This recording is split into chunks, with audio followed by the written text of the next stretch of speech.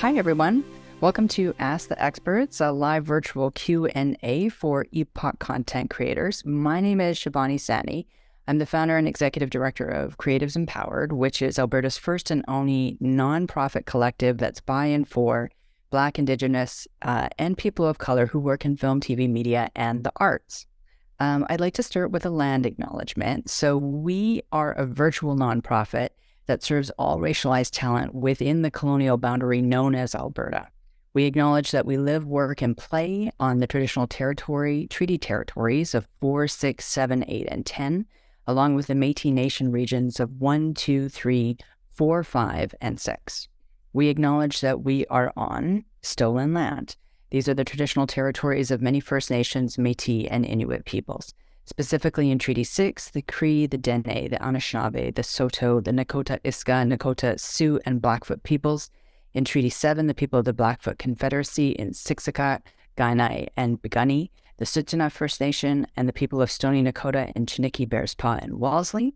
And then in Treaty 8, the Cree, the Dene Ta, the Dene Za, the Dene Sulene, the Nakota Sioux, Iroquois, and Inuit peoples. We express with the utmost of respect, our deepest gratitude for the manner in which these traditional peoples have honored the treaties, and in the spirit of reconciliation, we are committed to doing the same in how we live, work, and play on their traditional territories. So I'd love to introduce our experts today. We have Julian Black Antelope with over 25 years in the business.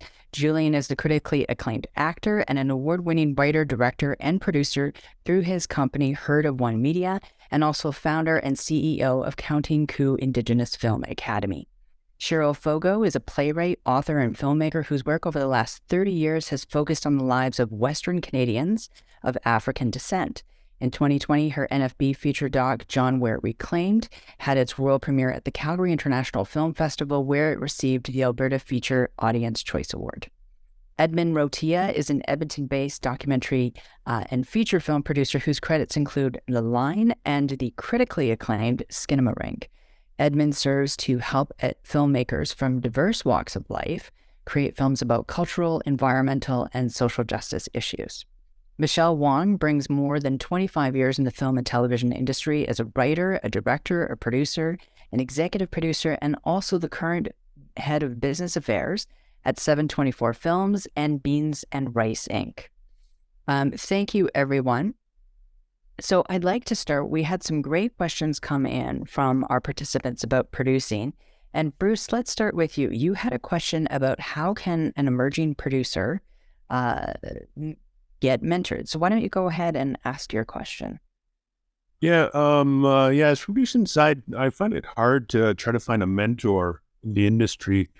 And usually the way I like to go about things is try to find someone that you can really learn from. And one thing I find as being an Indigenous filmmaker is trying to find another Indigenous filmmaker that is actually making movies and being successful in trying to emulate that, I guess, some sort of template that I could follow. Julian, do you have some thoughts on that? Yeah, I'll jump in. Sure. Hi, Bruce. Nice to meet you. Nice to meet you all. Lots of new faces for me, so that's pretty cool. For an emerging producer to find mentorship, one way would be to do your research on production companies that are local to you that you can access, and feel free to reach out to them. Like Prairie Dog Film and Television Production usually takes on mentorships. My own company takes on mentorships as well.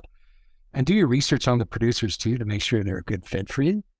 Also too, for CMPA, they also have a producer mentorship program. So that's where you can actually get paid. It's not a huge amount of money, but it definitely, keeps the wolves at bay so you can concentrate on stuff. And usually most productions, like I know for myself, I know Prairie Dog does this as well. We have Indigenous internships where we take on so many people during a film production. Like when I shoot my series or a feature film or something, I always have a training program within my production and whatever production I'm doing at that time. Some of it too will be, be prepared to kind of shadow, when you reach out to these companies, present yourself, give your resume and stuff. And even if you really don't have anything, but just show that you have the ambition and that you want to learn, and to offer yourself, is it okay if I come in and shadow when it's not too much trouble and just be a fly on the wall? Or maybe when you're doing a CMF application or something, and that's just an example, I could kind of just walk me through some of the steps, or you know what I mean? So just offer your services on a kind of a voluntary basis too, but be careful about volunteering too much, I guess I would say. Does that help? Yeah. Yeah. Helps a lot. Thank you. If I can add to that, I don't know if you're familiar with AMPIA, which is the Alberta Motion Pictures Industries Association. It's based in Edmonton, but of course it sort of represents Alberta.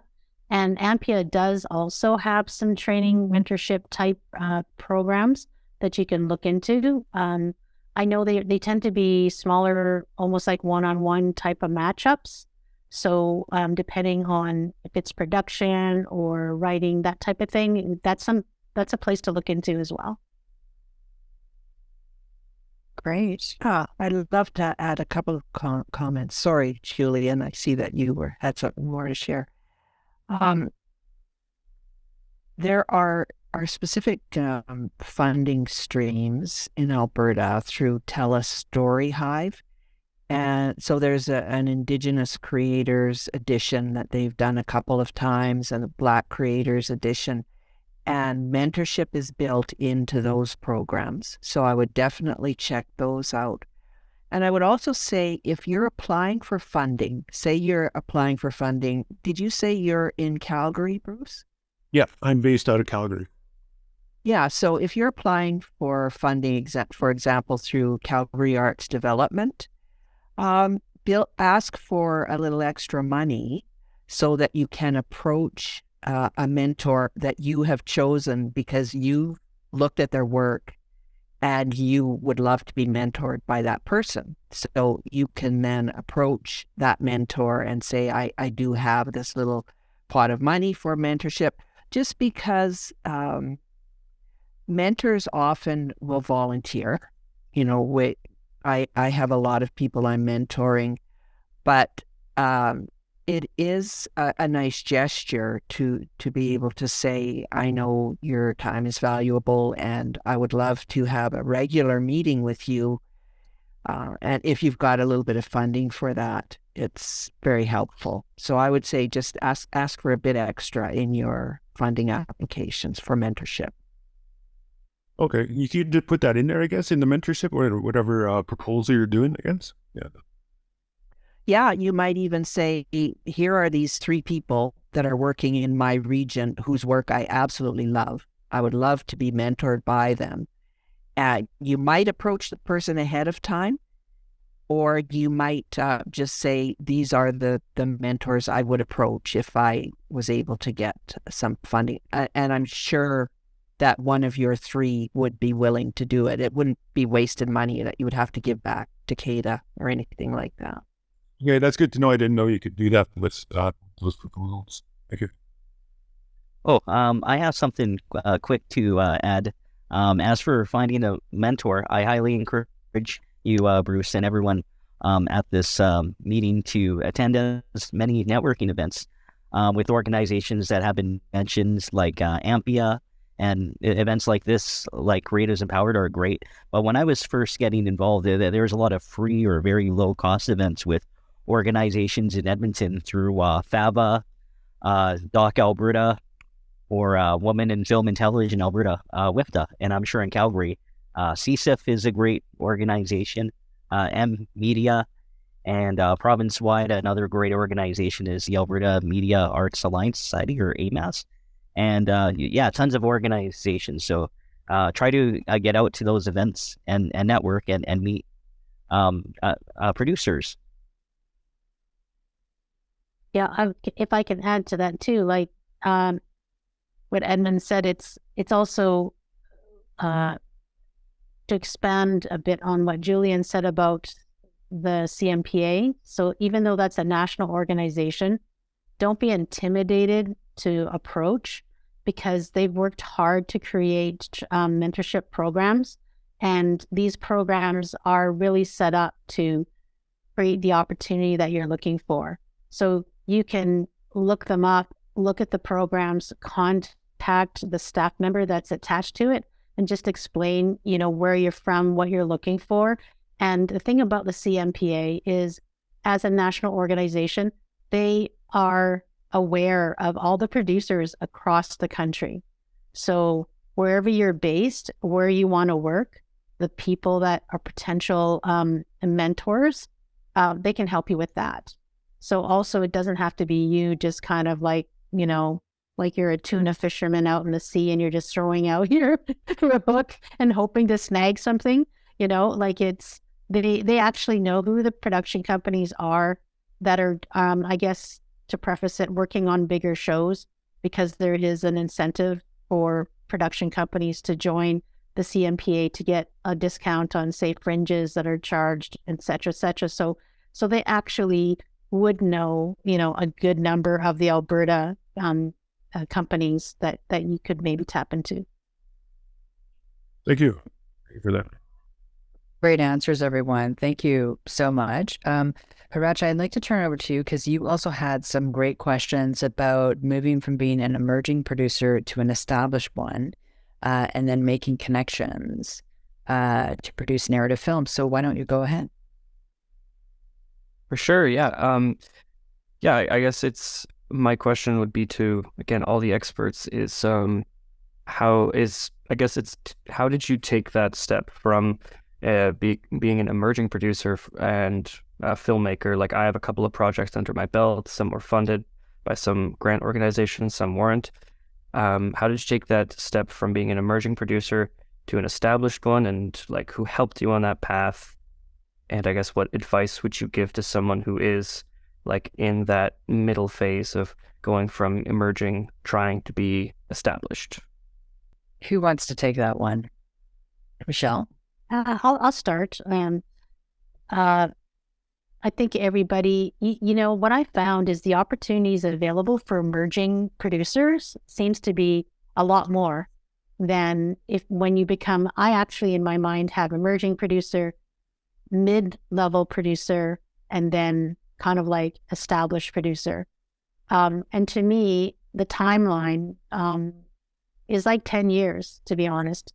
In the first 5 years, when you're an emerging producer, there, to me, if you're going to Canada Council, if you're going to AFA to look for money, there just seems to be a lot more programs open for that stage. I find what's difficult is actually the mid-range. So once you've made a couple of films, like your question is very interesting because you're like established, like how do you define yourself and as established producer? And I see some of the grant applications will say, they're looking for producers that have produced X amount of productions or X amount of hours of production. Like, to me, it's never, getting to that established place. It's like, if my definition was making a living as a producer makes you an established producer, because it's not really, to me, there's no point where suddenly, you're established and it means you're always going to get the grant. You're always going to get the license. You're always going to get the money. I don't see it that way at all.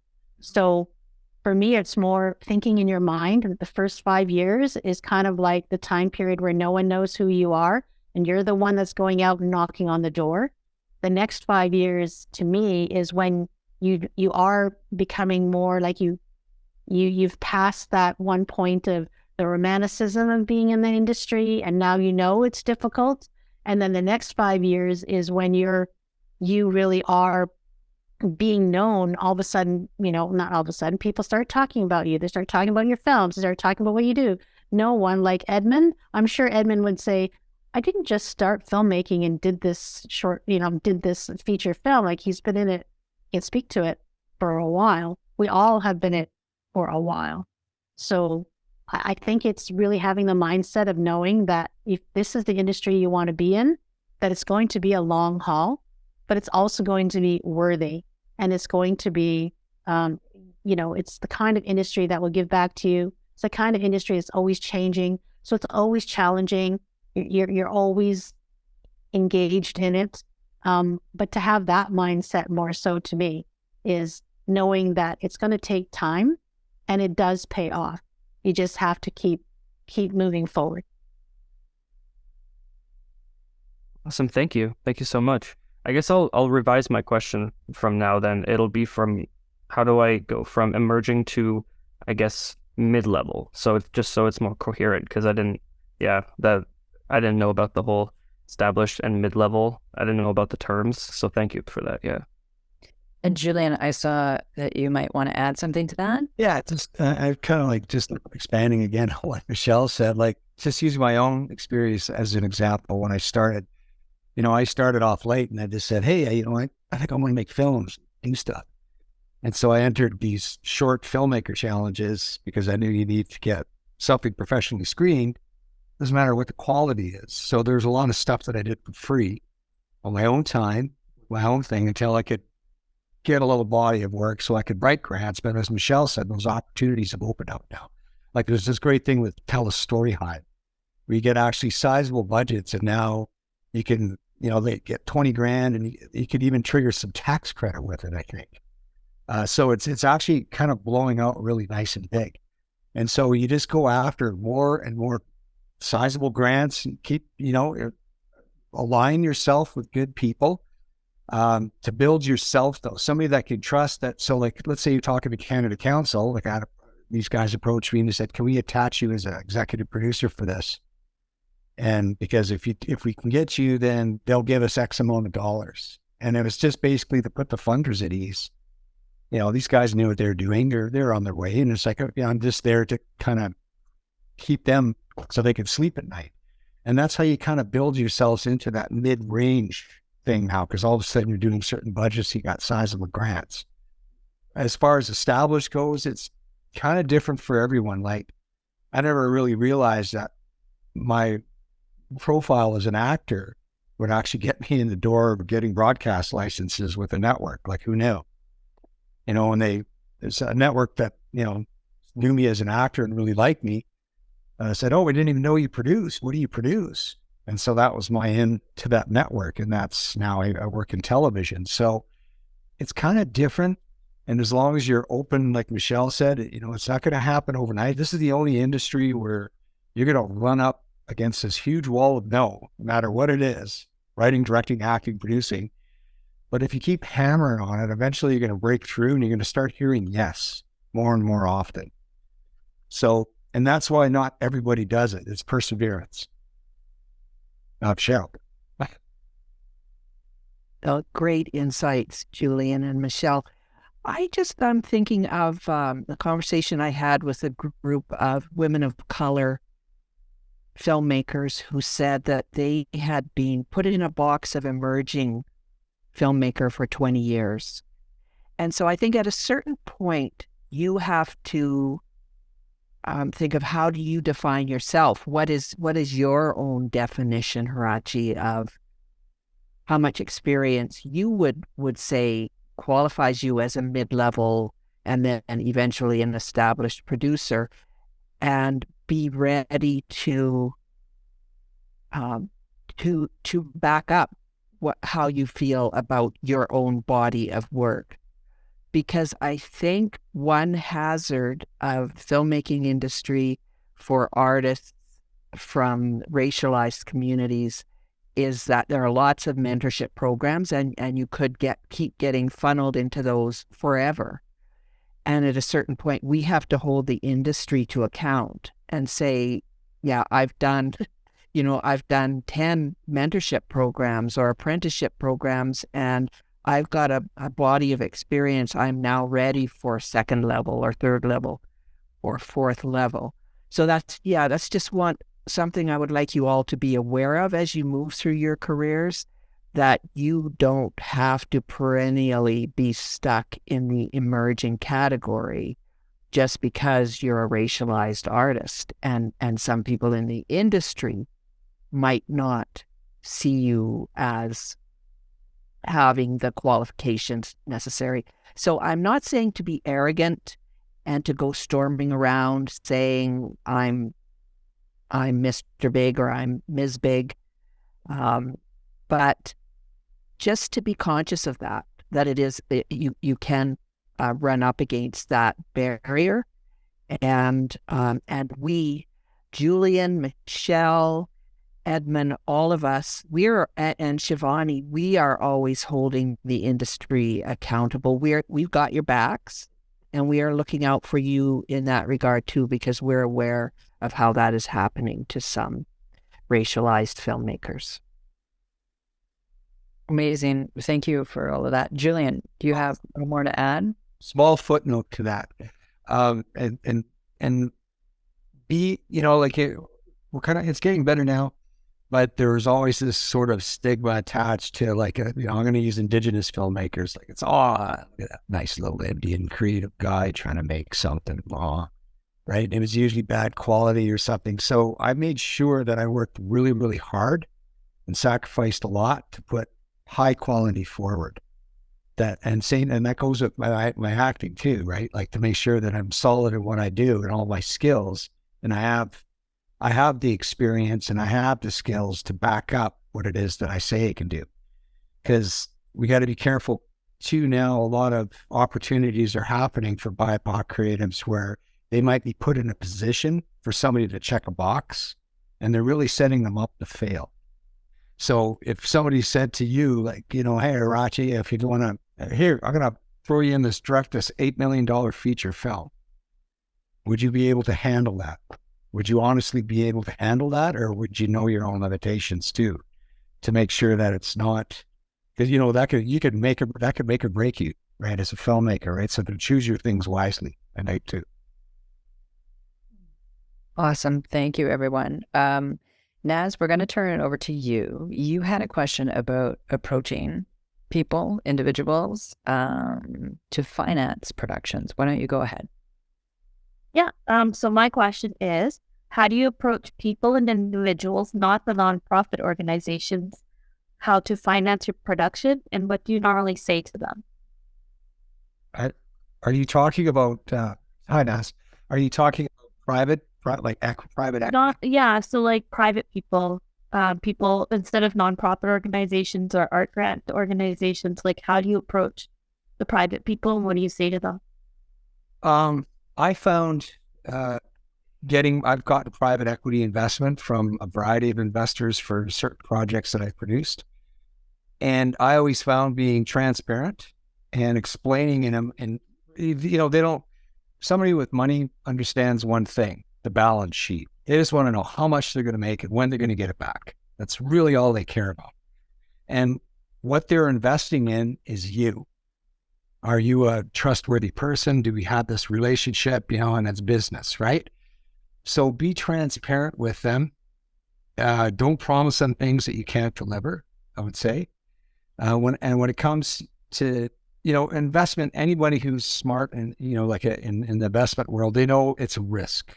They know but what you want to do is make sure you're transparent to minimize the risk. And that's all you can do. And don't rush out to collect that check, I would say.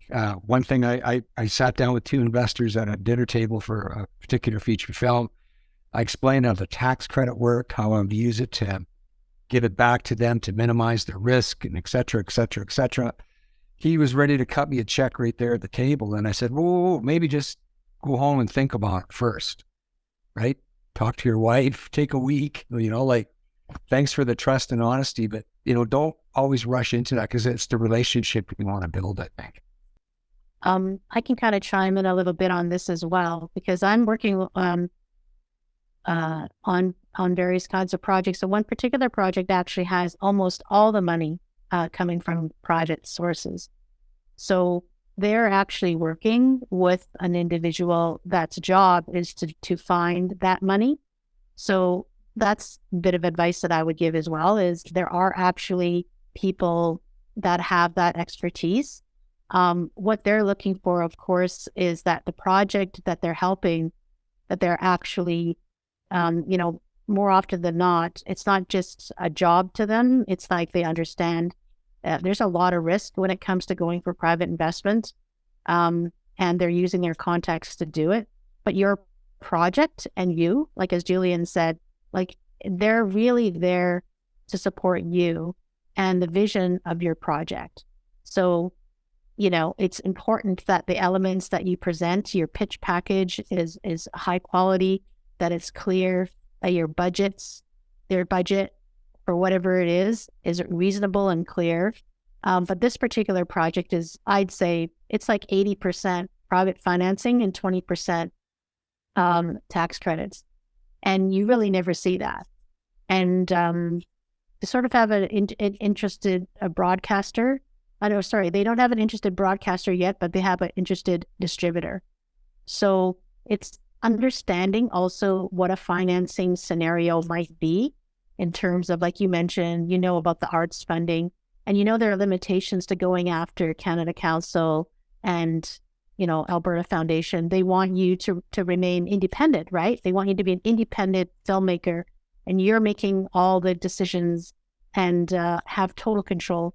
When you move more towards commercial endeavors in which you're going to be accessing private financiers, then, you know, the expectation on you grows quite a bit, because it's not just the project that you're interested in for yourself, but it also has to have some commerciality to it so it can be sold, because they want it to go out there. They want people to, you know, you wanted to secure a distributor that's going to be able to sell your show, and that's going to create the revenue that's going to funnel back towards the investors.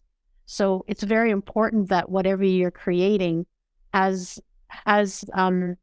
that in mind, because whether you as the producer go find the distributor, go find the broadcaster that's going to help, these private funders don't know that part of it, right? I mean, you know that this industry is expensive, that it is difficult to recoup, and to have that honest conversation with them is, there are examples of, and I hope that Edmund speaks about it, because he's in a position right now where he's created sort of say product, but I'm going to just say that something that is going to show a return. But in our industry on the whole, it's so expensive that it's not necessarily that. And they need to know that, so that you don't have them being disappointed thinking that they're investing in a documentary that's supposed to make them millions of dollars. And it's like the lottery, right? I mean, there are shows that will hit the bullseye and will create the revenue. There are a lot of shows that don't. There are a lot of shows that don't even break even. And as Julian said, when it comes to, if your tax credits are not part of your financing scenario, then of course you can mitigate their risk by saying, I know right away, I can, you know, in 18 to 24 months, this kind of money can come back, and this is the kind of, you know, return you can have initially towards your investment. Oh, thanks. Go ahead. I was going to throw it over to you. Go ahead. For sure. Thank you, Michelle, for that segue. Yeah, like, how do you approach people and individuals? So, yeah, a lot of people know about the story about Skinnamarink, so I'm not going to go into great detail. But to fundraise for the production, it was entirely through crowdfunding, mostly friends and family members, because we were unsuccessful at getting any grants. But yeah, like, whether friends, family, people in the greater Edmonton, Alberta film community, some people gave as little as $5. Some people gave several $100. Every dollar is important. I think what really helped us, and what was said earlier, is have a great pitch deck, maybe teaser trailer, but also demonstrating to your potential prospective financiers that you understand the scope of your project and that you understand your target audience. Because I've been to a lot of these business affairs pitching workshops, and the number one thing that I always hear is make sure you ensure that you understand your target demographic. And it's not just everyone and anyone who watches and consumes media. For Skinnamarink, our target demographic was the Gen Z. So people born after 1998 who grew up with internet folklore, horror tales like Slender Man, and games like Five Nights at Freddy's, and kind of this emerging field of analog or liminal spaces. And we were very successful with that demographic and other. The film resonated with other age groups as well. So just have an understanding of your target audience is very important when pitching to prospective funders. Thank you, Edmund. We're going to spend just a little bit more time talking about producing questions. Judy, I'd like to throw it over to you. So you were able to share that you create Indigenous animations, kids' Indigenous animations, but you had a question about other genres. Why don't you go ahead? I started in docs and I used to make documentaries. Michelle was one of our lovely mentors through Story Hive. And I've also had funding through lots of other grants and organizations, and that's still sort of the funding model I use. But we were starting to expand beyond that. And so although we had a really good basis in business affairs through that Story Hive project, that's one of the biggest problems I have is I don't know enough. So now I'm trying to deal with CMF and APTN and somehow, and I see these forms, I don't know what they mean. I don't know what they're alluding to. Where do I find that mentorship? Now, I actually saw something online about Bespoke, and I applied to them, and they assigned me a business affairs person who's been beautifully helpful. And that's been and just this week, she's given me some feedback. So we now have to figure out how to pay her. But anyway, but I guess what I'm trying to figure out is how now do I work with and negotiate a broader community outside of my own immediate Indigenous community. I need writers who can help us punch this up. I need animators if we could get them. I have not found an Indigenous animator that has any availability. It's trying to indigenize our production as much as we possibly can, and that's been really hard to create that. Hi, Judy. I'd be able to help you out with lots of those things. Yeah. EPTN, digital animators, artists, et cetera, et cetera. Oh, this will be fabulous because what we've done is we've used who's kind of in our circle, or we've been introduced mainly to mainstream people, and not that I have any regrets about doing that. They've been fabulous, but we have to grow, and I would like to grow in the direction of Indigenous if we possibly can. Obviously, our funders would like us to do that too, and certainly when we're approaching APTN, we need to connect with that. So yes, I would definitely take that help. Sure, yeah. I mean, it's networking. It all comes down, I call it the Indian grapevine, like when I look at put out a few feelers and whatnot. So yeah, no, that would be great if you can help, because I've been trying, but it's been really difficult. And again, I'm emerging, I'm not established. So the other thing is that I can't compete with big companies. So, I found a guy in Kelowna, but immediately upon his graduation, he was picked up by a big company in Vancouver. I can't compete with that as a small independent. And where are you? I'm in Edmonton. You're in Edmonton, yes. And you're also... But I mean, my animators are across the country. I have 2 in Nova Scotia. I've had 2 in Quebec, although I lost them to big companies in Montreal. And we have 3 in Edmonton. I've got 1 in Vancouver.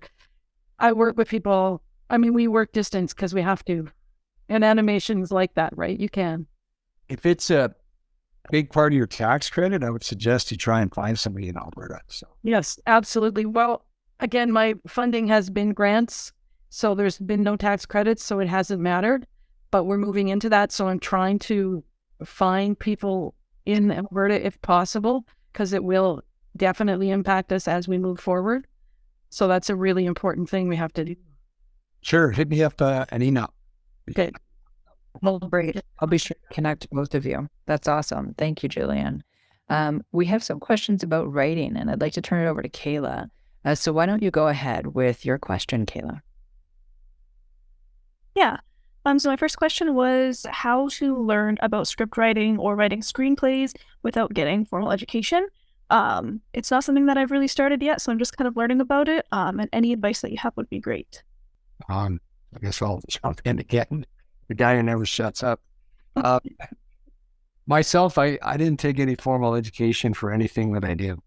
And so I'll just by kind of jump in and try it out.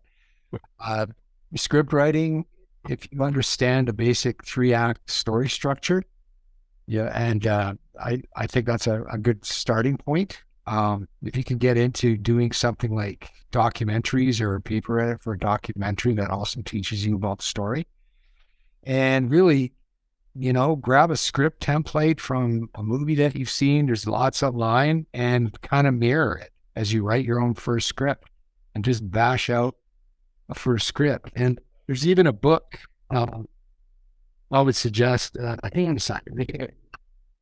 was going to say, I use this one, but I work in animation, so of course that's an important one. This book right here, I bought this, and I didn't even get halfway through, and I already understood how to write a script. I still haven't finished it, and that was over, 20 years ago. I still haven't read this yet. So that's really all I needed to know to understand the mechanics, and I wrote a script, just to write a script. And it was terrible, of course, but I learned lots. After 95 pages, you learn a lot. So that's one way of doing it without a formal education. And shadow and writing rooms if you can. I'm from Edmonton, so we have an organization, the Film and Video Arts Society of Alberta, and they often run introductory, intermediate screenwriting programs that they're usually in the evenings or on weekends. Sometimes they've had them online, so those are great opportunities. Other organizations throughout Alberta, whether it's CSIP or Lethbridge Independent Filmmakers, they might have similar programs. I can't speak for them.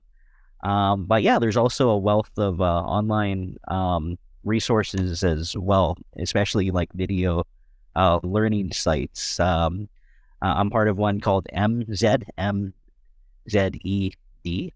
then there's other websites that you might have heard of, like Skillshare, and there's a plethora. But also in Edmonton, we also have like several like local, or not really several, maybe 2 groups where they're kind of like these meetup groups where emerging and established filmmakers will have scripts, and then we'll workshop each other's scripts, literally read each other's scripts, and learn from each other's feedback and responses. So if there's any meetup groups in your area, that's a great way to learn in person, or just taking these courses through these community organizations. So yeah, there's lots of ways to learn screenwriting other than doing a formal education like a diploma or degree. So thanks for that question. Awesome. Thank you. Oh, Warren, sure. Yeah, Cheryl, I wanted to see if you had anything else to add as well. I was going to check in with you. Yes, what I would add, if, for example, you grab a script writing book, something like what Julian showed you, or there are many of them out there, as you're going through it, analyze content you're viewing, both films or TV shows or whatever kind of content it is that you like and that you don't like, and see if you can identify the elements that you've read about in those texts. So in a TV show manual, script writing manual, you might find that there's a reference to an A story, B story, and C story that you will find in something that's created for a 1-hour TV slot. And then just as you're going through, see if you can identify which aspects of that show that you're watching would you say were the A story, which were the B story, which were the C story, or, Julian reference, the kind of 3-act structure. See if you can figure out, well, where did this film I watched hit that point where I would say that was the end of Act 1. I think going back and forth between what you're learning and what you're watching and trying to break down those elements is an excellent way to get better. And you'll find that there are films you might watch that hit all the marks in the entire manual that you've read, and you still find them boring, but they've got the structure down, and they've got all the elements in place, but they're still not good. And I think that you learn as much from poor content sometimes, or from content that doesn't appeal to you, as you do from great content. Try to learn more from the great content. But that's what I would throw in there. Amazing. Thank you. Kayla, did you have a follow-up question about the difference between script writing and other types of writing? Yes, and you worded it perfectly. That's basically my question. What is the difference, I guess? I guess that is something that I would learn by reading one of those books. But if you have any quick tips, that would be great. I'll jump in. Sorry, Julian. Is it Kayla or Kyla? It's Kyla. Kyla. Okay. Poetry, I'm assuming that you write poetry, perhaps, and that's part of the reason why you've asked the question.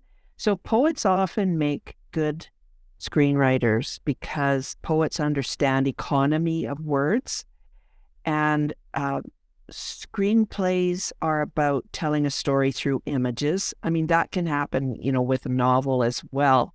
But it's a completely different kind of images that you're working in. You have to be able to tell the story with the images that you as a filmmaker are choosing to shoot, or you as a script writer are choosing to describe. So if you are a poet, I would say you have some good transferable skills. And one of the differences you have to be very aware of is that you almost have to be able to follow your story with the volume off. As a script writer, it's a very image based industry. As Cheryl said, it's also the type of script you want to write too. It is very image based. So if you're doing a feature film or something, for sure, show more, tell less. Right? Is kind of the rule of thumb. Great descriptive imagery. If you're doing something like a sitcom, for instance, a half-hour sitcom, the imagery is not really a big thing. It's kind of more theatrical, where it's line, joke, line, and you know what I mean, to get that sort of timing. So I guess it's to understand what genre, I guess it is you want to work at, right? And then there's dramatic television writing, which is kind of a mix of both of those elements together too, as well. I would say part of the trick is, as a writer, because I started in that area as well. I was interested in actually playwriting in university, and then when I came out and someone started to connect with the media arts organizations, which also have their courses at lower cost, I liked watching a lot of things. So it is a good exercise to watch a film and then read the script, like the actual script, or the other way around, so that you can kind of see how that flows from a structural standpoint. I've taken my share of script writing courses. I actually attended a Sid Fields workshop when I was 18. He was doing it in Edmonton. I know, right? Bizarre. And that book is famous because he watched a bunch of films, and he's the one that actually came up with he described the structure, the 3-act structure, the inciting incident, the midpoint, all of these words that are now industry standard for a typical way for feature film. Sid Field actually looked at films and saw, and now we intuitively know it because we see so much content. We just have absorbed these kinds of structures. But anyway, if you watch 5 films and break them down and look at them and then look at the scripts, and you'll see actually on a 90-minute script that 45 minutes, this is what happens. In the first 10 minutes, this is what happens. That actually is, it's not just writing formula. It actually is what it takes. When you get into television, the structure is different. So it is good to kind of like try to find books, really, to kind of look at that kind of stuff. And also to work on write yourself in terms of start. Writing a 30-second commercial is not as easy as you think. Writing a 2-minute short, a 10-minute short, a 20-minute short, people just kind of think that, oh, I'm going to do my calling card. It's going to be 15 minutes short, and then I'm going to do a feature, and that's going to be their path. But actually, it's not easy to write a good 15-minute short. It's not. So if you're a writer, and connecting with people is also important. If you go to, I guess I bring it up because that was my path, is I didn't go to school. I already had a degree as a teacher, as a drama major. And then when I decided to switch careers 3 years into it, I actually decided to go to a film cooperative. So, Edmund mentions FABA, and in Calgary we have, the Society of Independent Filmmakers. We also have, EN Media, which is more electronic or digital at the time, is going to those organizations and connecting with the people there. Because to be honest, if you're just starting in your path, in your career, you're going to meet people that are all in the same spot as you are. And as you advance and stay in the industry and grow, these are your colleagues that you're growing with. So instead of going to school and doing that, if that's not of interest to you or you can't afford it, then go to the local film cooperative and introduce yourself and meet people, and then introduce yourself as a writer, and then you'll meet other writers there. And then, if you have your own short script and you share it with people there, because there are some people that are not writers, but they want to direct or they want to make a show, but they're not writers. So everyone needs to play a part. And so that's how you can actually get more opportunity, is actually to start small, write scripts, get better as you do them, because as we all know, the first drafts are never the final draft, right? And we always used to say there's the script that you write, there's a script that you shoot, there's a script that you edit, and they all differ, frankly, from the end product. And it's not always going to be an exact thing all the way through.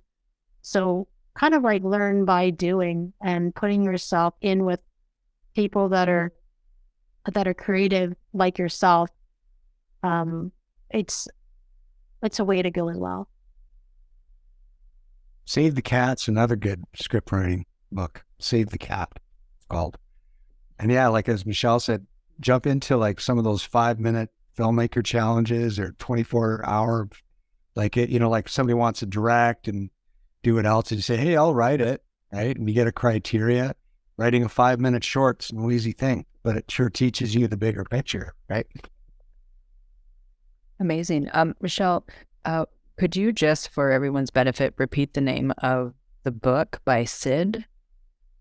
Well, actually, it's the book that Julian held up. Perfect. So if you can bring it back into the screen. But Sid Field, he made his money on this book, the Screenwriter's Workbook. But he's the one that, if you're interested in features, it basically outlines the structure of a feature film.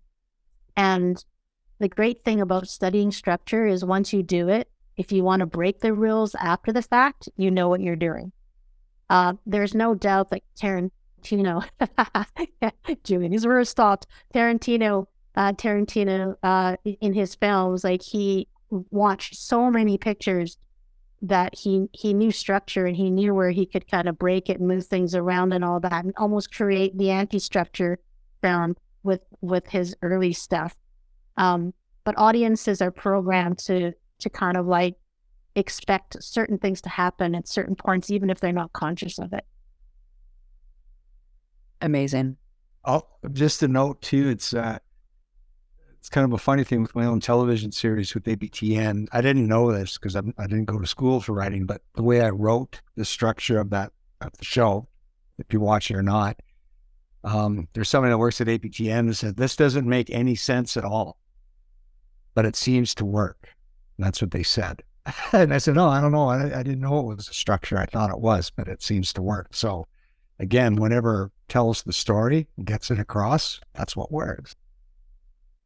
Yeah, television tends to be a 5-act structure. Features tend to be a 3-act structure.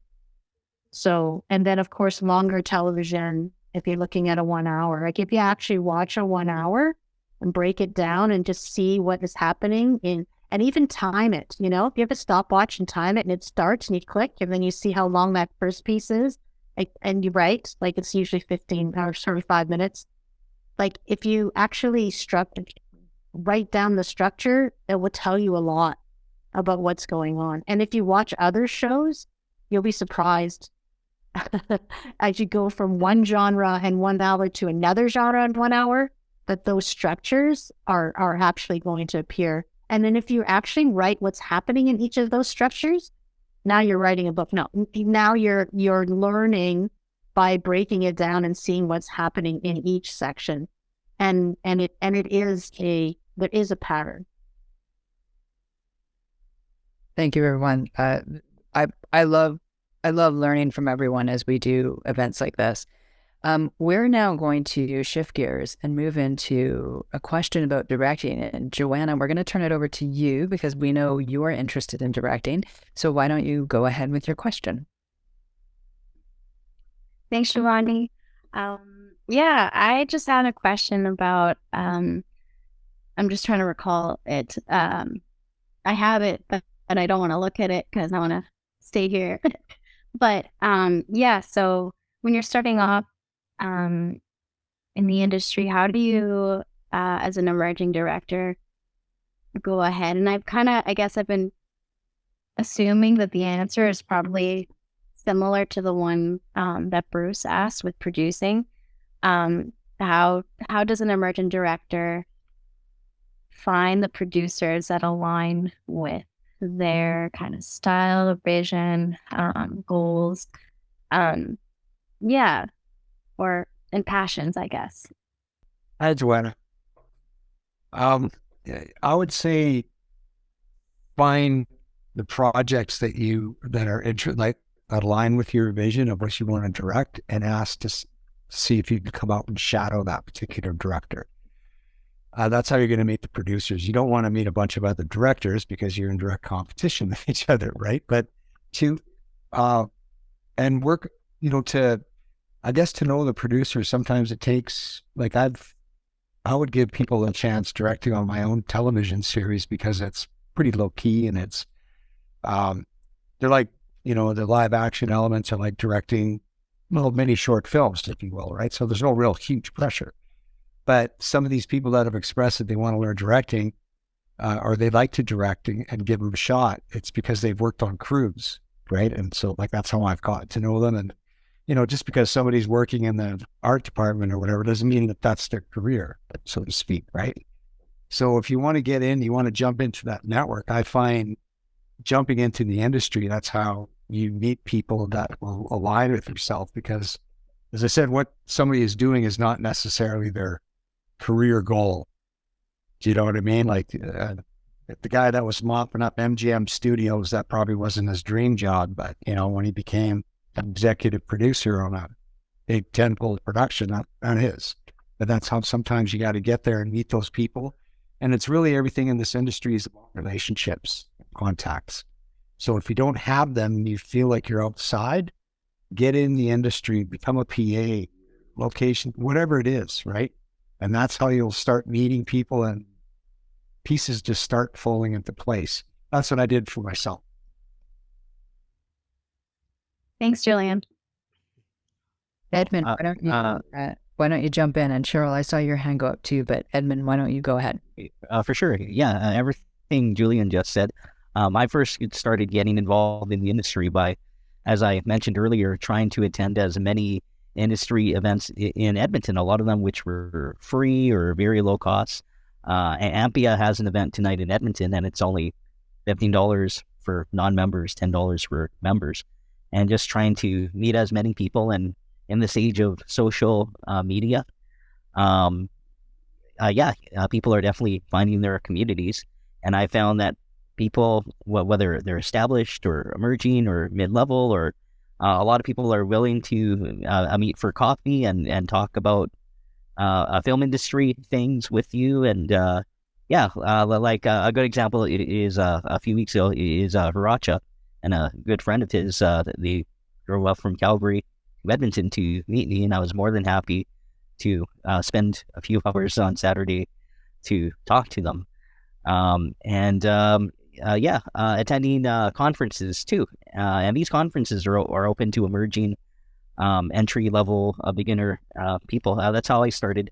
I went to an Ampia event called Story Summit, which is a conference that they used to hold in Banff, and then WIFTA put on another event a few years ago, Edmonton Creates, and trying to go to as many of these conferences. Some of them are day long, some of them are the weekend, where you really get to do a lot of networking because you're spending all day in a workshop, and then there's events during the evening. So try to network. And the other thing is, I think what Julian mentioned, trying to do these 24-hour, 48-hour film challenges. I got started because I was a member of FAVA, and we helped each other on, I would help on other people's projects. So I did an introductory filmmaking class. At the time, it was called Video Kitchen, and we helped on each other's projects. And that's how I got to develop my own personal network of contacts. So thank you. Thanks, Edwin. And anybody have any other thoughts to add to that? Cheryl, go ahead. It's a really good question. And I did make a few notes earlier when I was looking through the questions. So I think Michelle mentioned earlier that she had studied playwriting, and that was an original interest was in theater. And one of the things I've noticed about racialized artists in Alberta is often they work across different types of content. So, for example, the people at Making Treaty 7 here in Calgary, that company is full of film artists as well as theater artists. So I would say if you are wanting to find people who align with your values and your passions and the stories that you want to tell, show up for people's work, show up to stuff even if it's outside of film, because you will often meet people there who have done a lot of work in film and whose values align with yours. It's one of the things that I learned how to do latest in my career that I would advise all of you to do earlier than I did, which is to recognize the people you meet along the way who are gold and treat them like gold, because you will meet lots of people who you will never want to work with again because their values are not in line with yours. The people you meet along the way, no matter what form it is that you're working in, and I work in theater, I write books, I do a lot of different things in addition to filmmaking, and I have kept close all of the people who I thought were gold that I've met along the way, and I've been able to build that network so that I don't have to work with the people whose values don't line up with mine. I would also say don't burn bridges for the wrong reasons. You know, sometimes you do have to burn bridges. But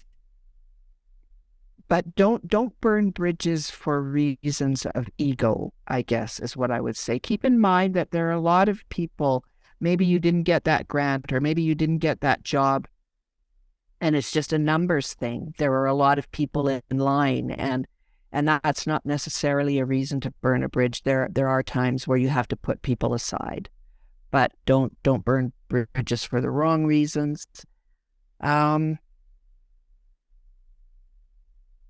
I just wanted to very quickly say that sometimes there are intangible things that come to us in our work because of our cultural backgrounds. And those ways of storytelling that we've absorbed through our cultures, that I've absorbed because I'm a person of African descent, don't always make sense to people who are in the industry and have a very rigid notion of how stories can be told. And I think Julian was alluding to that when he said there were things in his writing that worked, and those are possibly, I'm not sure, and I don't want to speak for Julian, those are possibly things that he has absorbed because of his particular cultural background. And we should feel empowered to honor those aspects of storytelling that are truly part of our bones and our blood. And so I would say, find the people who understand those intangible things and that can also work within, sort of universal storytelling structures, or what, is there any such thing? But yes, the film industry has certain structures that it acknowledges and understands. Find the people who know those things, who know those, like Sid Field's book, Inside and Out, Backwards and Forwards, but who also understand that you have something to bring. The reason you want to tell stories is because of who you are. And there are elements from your cultural or racial background, perhaps, that have not been present in the work that you've seen and you want to see. I hope that's making sense. I don't want to take up too much time, but I did just want to say that we're in this room, we're in this particular intimate space for a reason, and that's because we are racialized people, and it's okay for us to really think about what are the stories we want to tell that aren't being told. Cheryl, thank you so much for that. I think that's just such a beautiful way to be able to wrap up this really great hour that we've all had together. I want to thank each of our participants for recognizing, understanding the value of this space and the expertise, taking the time to apply and being a part of it. And I want to express my sincere gratitude to each of our experts today, to Julian Black Antelope, to Cheryl Fogo, Edmund Rotia, and Michelle Wong, all individuals that I admire and respect. Thank you very much, everyone. And please feel free to connect with Creatives Empowered through our website, creativesempowered.ca. You can also connect with us through our email address, info@creativesempowered.ca. And if you haven't already, be sure to give us a like and a follow on our social media channels. Thank you very much, everyone.